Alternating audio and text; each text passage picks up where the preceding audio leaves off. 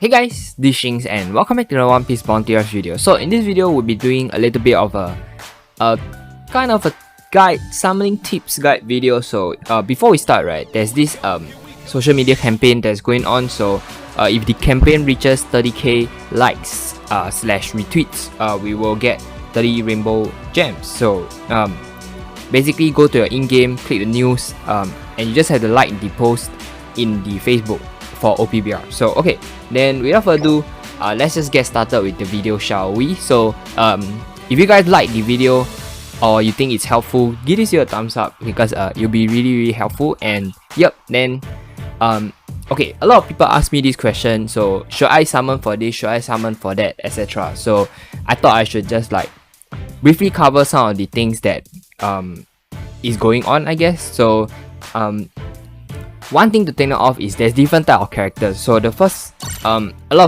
there's one question that some people ask, and they ask me like, what are extreme characters or EX characters? So they are special characters that don't really appear often. So there's different type of characters. There's three generally types of characters. So the first ones will be the normal type of characters that appear all the time. Like in most banners, they are not kind of special or anything. So the second type of characters are the Bounty Fest characters. So these characters, they don't appear in your normal banners unless specified, but they will appear in the Bounty Fest banner that happens every month. So yeah, then the last one will be the extreme characters. So these extreme characters, they don't even appear in Bounty Fest banners, but they appear in extreme Bounty Fest banners. So later we'll be going through the different type of banners. So one way to identify a character if it is a extreme character is if you go to their traits. So the team boost, right, you can see that there's a special type of attack boost that is EX or a rainbow type. So this is to kind of one way to identify if a character is extreme or not. Yeah, then without further ado, let's just go on to the different types of banners, shall we?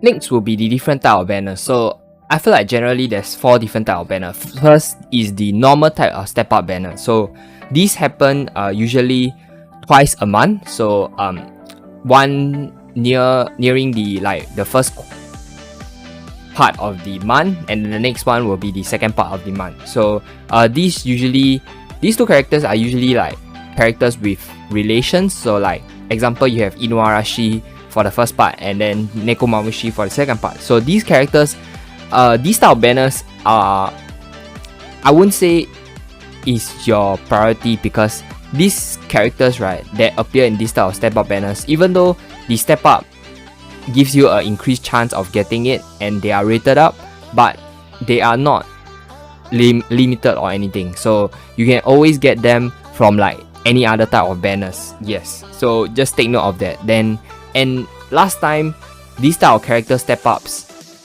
it wasn't as expensive. So each rotation requires you now to have 220 gems. It used to be like 170 or something like that. So they just keep increasing the price. So I don't think this banner, if you are like, unless you really want that character, I don't advise you guys summoning. So the next one will be the event banners.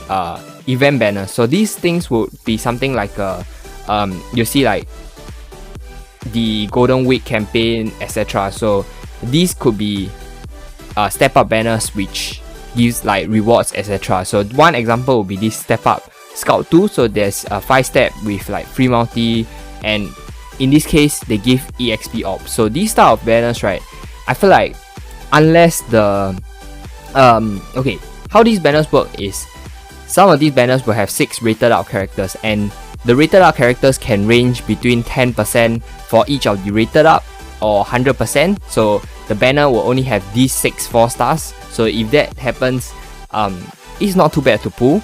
Or the normal one, which usually happens, is 0.5% per rated up character. So this means that it's about 3% for you to get one of these 6 characters. So these, whether to summon these style characters or not, my tip for you guys would be to see what are the rewards. So if you look at this, right, it's XP ops. XP ops, to be honest, aren't that valuable, but you guys probably can consider summoning if it's something like 4-star orbs or boost orbs. So these are something to take note. And if the rates for the character are really high, so last time there was each character has 10%, so it was 60% chance for a rated up character, so that was pretty good. And recently we had one where it was only all 6 characters, you cannot get any other 4 stars, so those are banners that consider are worth summoning. So okay, besides that, right, there are also event banners that have extreme characters. So this one is the Big Mom one that was kind of special, so do take note of that. Then how it works is you have to summon on the main banner to get the tickets, and then you use the tickets to summon. So if you look at this banner, right, you need these tickets, and the last tag gives you guaranteed an EX character. So, and if you look at the main banner, right, normally it wouldn't be that good, but this one is actually not too bad because they give 40 4-star frags too. So it's not too bad. And usually with Bounty Festival banners, right, their rates is actually increased. So remember the normal step up banner, right, the rates for a 4-star character is actually 4%. So there's 4% chance of you getting a 4-star, which is not high at all. But with Bounty Festivals, the rates are usually bumped up to 7% for a 4-star character. So it's actually not too bad. Like, okay, even though it's 7%, right, you generally have like every 2 multi, like probability of you getting a 4-star is like, it's 1, something like that. But obviously you can have shit luck like me, so yep. Then okay, next will be the third type of banner, will be the Bounty Fest banners. So these banners will happen every month, and it will last for 1 month.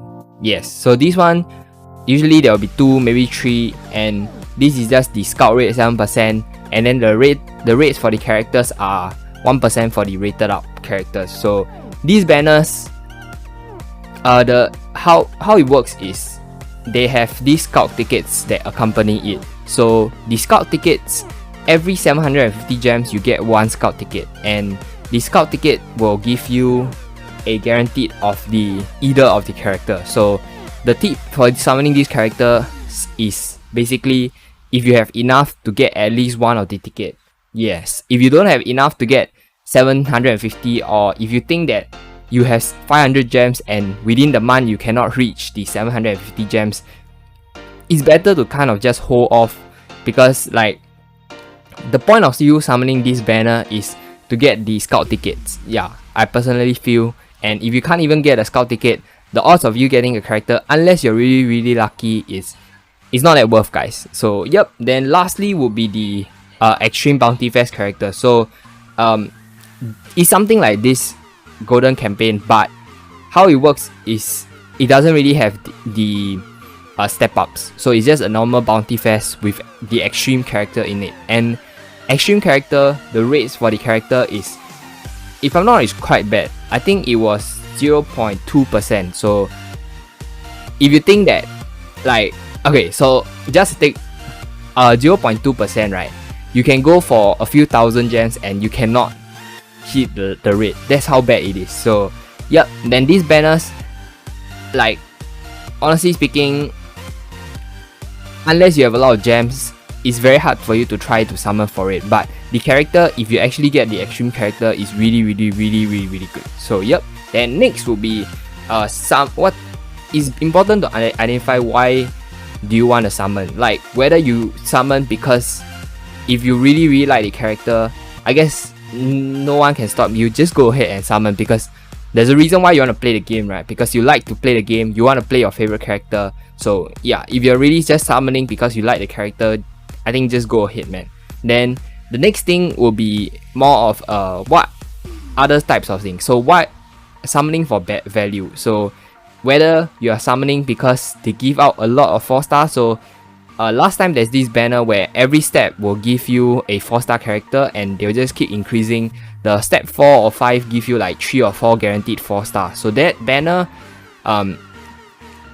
is very good if you are collecting 4 stars, because the higher the rarity of a character, the more support percentage you get. So those banners you summon for the value. The next one will be you look at the step ups, they give you 4-star frags, they give you boost ops. So you are summoning for the resources required to boost the character. So that is another point of summoning. So next, so for this type of banners, right, if you see that you have the gems that you need to help you achieve these 2 objectives, then just go ahead and summon. So the next thing will be you summoning for for a strong main character. So if you are starting the game, you look at a tier list. Like, tier list is not everything, but if you look, it's generally a good idea to understand how good a certain character is. So if you look at tier list, you realize that some of these characters, you don't have a lot of the high tier characters. Like, the higher the tier characters,